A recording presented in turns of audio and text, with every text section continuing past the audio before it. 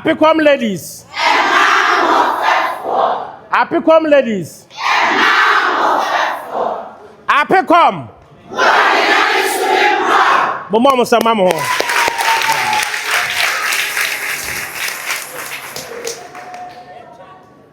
Abusuafo. Honorable Tufo. Aka asem ni nyina aboa ni nyina no. Nipa meye baby am free, baby am call school. Me dwumadi a medi wo party num me mo amaboa wo party num Honorable Ajekum so aka ni nyina. Enne enye da edi kan a me ne mo hia. Me ne mo hia. Me ne mo adi nkomo. Abusuafo enne ade a adekase a me pese me ne mo che. Minim se munim botaya a edi me gina ha. Me ne mo akasa na wo hwa ankeka mo de asori a mo didi machi a Apicom ladies dia me ba manimu a enye campaign na me ba baye. Ya twetwe ya ho nkomo. Ebi se campaign no mo ankasa na mo ye campaign nyem na me ba baye. Mo wo msama mo.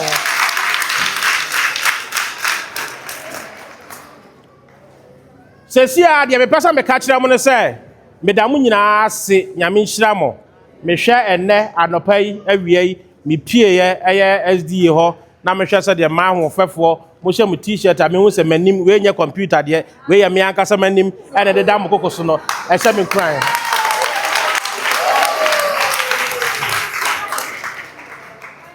no kranie ma bre efia no pa besi sa bre na me nhira me hu se me si namase na de me kan ne se edin Apicom no mo mane mpama no moda mo fanso daye nyame ma mo so ho daye pa na mo fan ko ma fiefiem mo ne mu krunum mo nua memanom mo wofanom mo ayonkofo a ewo Kofiase ene Mampong potem anyina no mo Apicom ho dawuro se saa afia edi animu aye ba abato aye ba betu yi Kofiase man ene Mampong man ye nyina ehu se de yadru no ye hia sakraye de yadru no ye hia obi a nakoma ompuntuo da nakoma so de yadru no ye hia obi a owo ebuo owo kasapa owo abotre owo oman no ho do na nya ono ko an ho do sade Honorable Tufo kan no ensem area na me ya me pese meka e bi se no kra ne se eto da me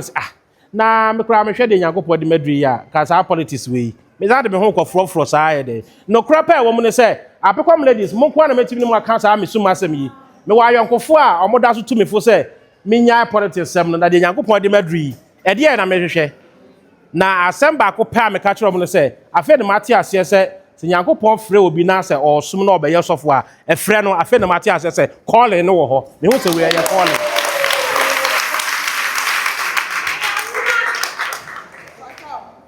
edi dia yesre mo ane se saa abato nchihye ya ye be hyehyɛ eye police station ya ye ba bekɔ no ehu hia nyame ya adom na se ye to aba no wie January 31st wie a ye de nhyehyɛ be ba mesre mo Apicom ladies ye ne mu hia sumu ase a ye be kan nokura ne ye be kan strategy ni nyina a kyerɛ mo mon sɔre na obia ye won mu gidie se okɔpɛsa oye delegate na ode be bo Apicom no ye nyina ye motwi ne ye ni na chi ne to aba masaafo no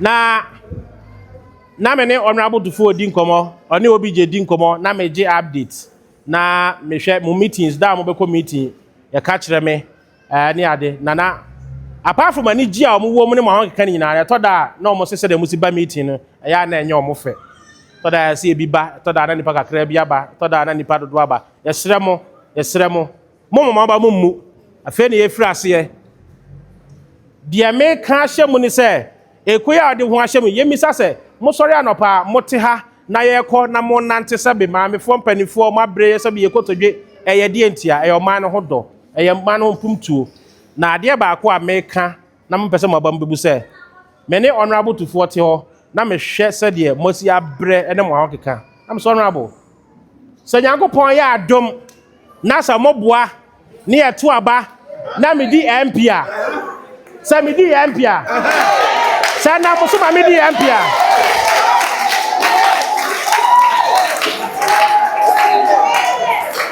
Apicom Abitimo. Apicom ladies. Apicom ladies. Apicom ladies. Apicom. Sa semno.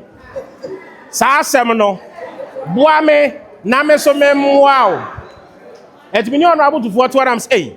Wo hwe odo ene anweka amode ye mame ya. Na me kura je se obeso ye mo gidie ana motimi di mo daagye mo ahokeka sei. Eno nti ene date mo ntwanto wo sa me hye mo bo se me bedi MP wo Mampong a me first common fan mo a mo adwedifo a mo nyina no me cha ma mo de adigya.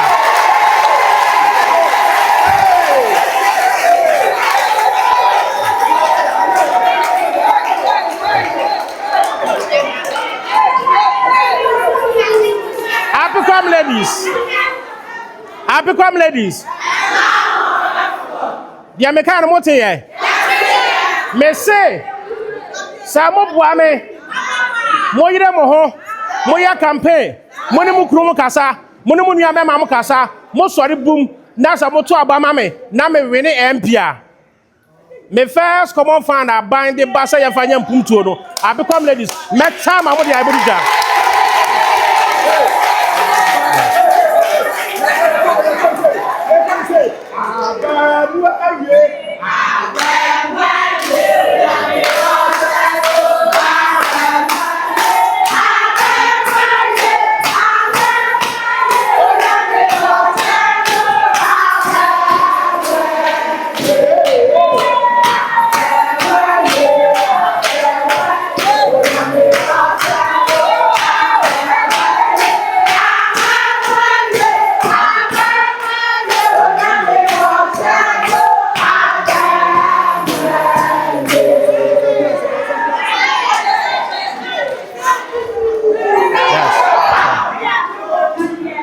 Enunti no dia me kwaso a e ka kire mo ne se mo mama ba mu muda mo nsi nkete Kofiase man mo nyire se wo a wo Kofiase a wo pese o ye delegate a enya Apicom ti na oba no ye beto atia wo na emom so wo pese o ye delegate na se ya Apicom ti e na pese o ba ye delegate na onya tumi na ade beto aba ne dia ye nyina e bobotwi na ya support na ya to aba na ma wo.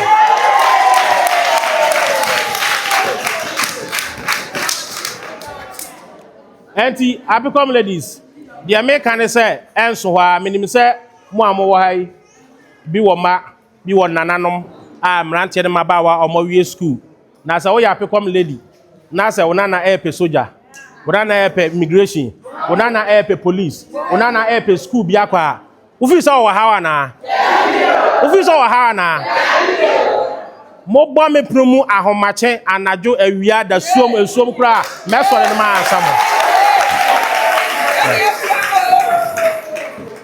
Enti mekwaso na madam ase said the Hon.Apicom to for kan no me mpa ebo ne se ye ni bronya wie the next time eba no na Apicom ladies na mododo no madu 1000.